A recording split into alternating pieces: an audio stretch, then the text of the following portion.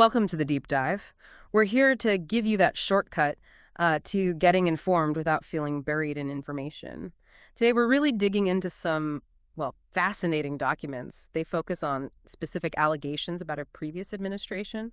Our goal, like always, is to just unpack what these sources actually say, the details, the insights, to give you a clear view on some pretty complex stuff. Exactly. And we're sticking just to what's in this source material, looking closely at the claims it makes, the story it tells, without adding our own take on it. Okay, so let's get into it. The first big thing that jumps out, it takes us right into a courtroom situation.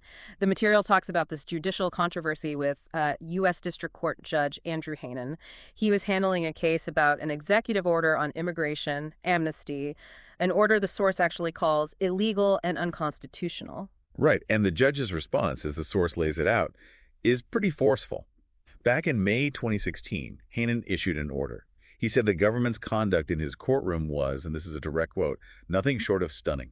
And he didn't stop there. He said their actions were not worthy of any department whose name includes the word justice. I mean, that's strong language from a federal judge. Wow, nothing short of stunning. Yeah, that really lands. And what I found really striking in the source were his specific criticisms. Hanen said that, citizens, lawyers, the people affected, the courts, they all deserve better than what the DOJ brought forward. And he made this point very clear. The end result never justifies misconduct. It's a fundamental point, really. It definitely is. And it makes you think about accountability, especially when you look at what the DOJ itself admitted, according to the source material. The Justice Department acknowledged making statements that clearly did not match the facts. The judge's word for that, lying, plain and simple. And more than that, the DOJ admitted its lawyers knew the truth when they made these false statements. Knew the truth. Yeah.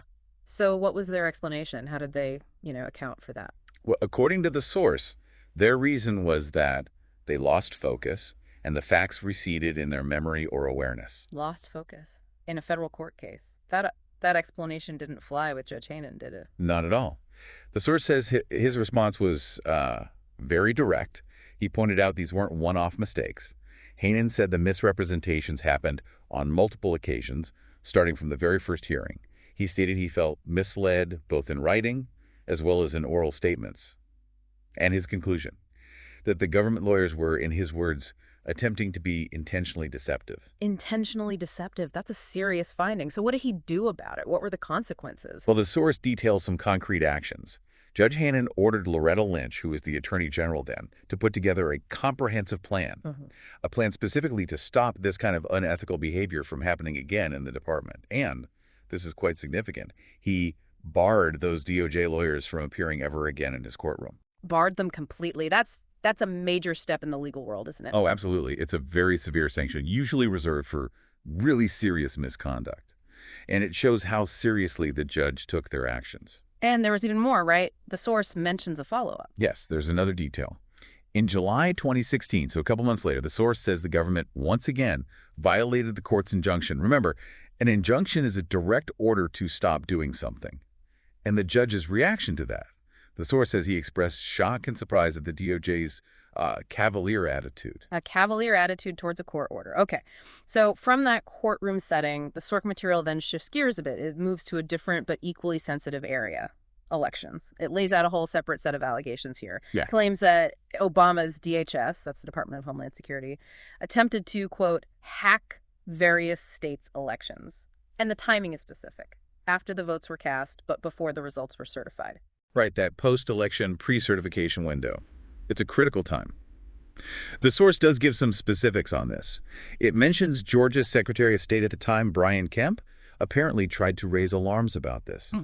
It also states that the DHS Inspector General, John Roth, he's like the internal watchdog for DHS, he was officially given the green light, the source says, around January 17th, to actually launch an investigation into these hacking claims. An official investigation was approved then, and it wasn't just Georgia. According to the source, no.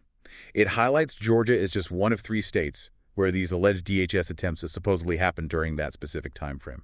Okay, so those are 2 quite detailed areas the source covers. It also touches on a few other things, maybe more briefly. It does. They're mentioned as part of the sort of broader picture the source presents. For instance, it references reports from a political scientist at Old Dominion University. These are about the number of illegals that are alleged to have voted. It also cites a couple of websites, votefraud.org and watchdog.org, in connection with alleged voter fraud. And then there are these accusations of outright treason aimed at generals, admirals in the United States military. But it's important to note, the source itself doesn't really elaborate on those specific treason claims. Right, just mentions them. So we've walked through these different pieces from the source material. What's the takeaway for you, the listener? What does this all mean? Well, I think looking at these specifics, like the judge's findings, really highlights the standards expected, especially from, say, the Department of Justice in court. You see the system, or at least parts of it, responding.